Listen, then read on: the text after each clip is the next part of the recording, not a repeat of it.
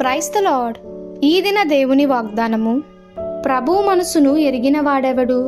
ఆయనకు ఆలోచన చెప్పిన వాడెవడు? రోమీయులకు రాసిన పత్రిక 11వ అధ్యాయము 34వ వచనము. దేవుడు మనకంటే ఎక్కువ జ్ఞానవంతుడని మనం తెలుసుకోవాలి.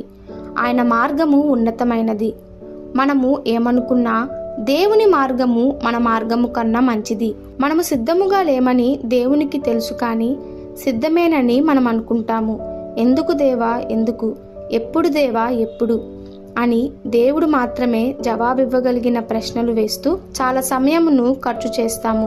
కానీ దేవుడు వాటికి సమాధానం ఇవ్వదలచలేదు.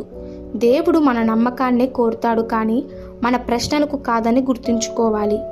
జవాబు దొరకని ప్రశ్నలు నమ్మకానికి ముఖ్యమని మనము గుర్తించాలి.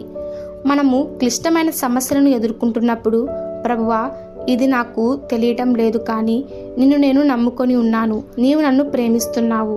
తగిన సమయంలో నీవు నాకు అత్యంత మేలైన దాన్ని చేస్తావని నేను నమ్ముతున్నాను అని చెప్పాలి. మన ఆలోచనలు, సలహాలు అవసరం లేదు. ఆయనకు కావాల్సినది మన విశ్వాసము.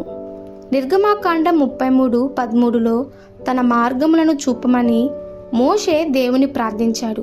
కాబట్టి నీ కటాక్షము నా ఎడల కలుగునట్లుగా దయచేసి నీ మార్గము నాకు తెలుపుము. అప్పుడు నేను నిన్ను తెలుసుకొందును. చిత్తగించుము, ఈ జనులు నీ ప్రజలే కదా అనెను. ఇదే ప్రార్థనను మనము కూడా క్రమముగా చేస్తూ ఉండాలి. ఆయన మార్గం అంటే ఆయన సమయము కూడా అని మనం గుర్తు చేసుకోవాలి. ఈ దిన దేవుని వాగ్దానము మనందరి జీవితంలో నెరవేరులాగున ప్రభు కృప మనకి తోడై ఉండునుగాక. ఆమెన్. God bless you.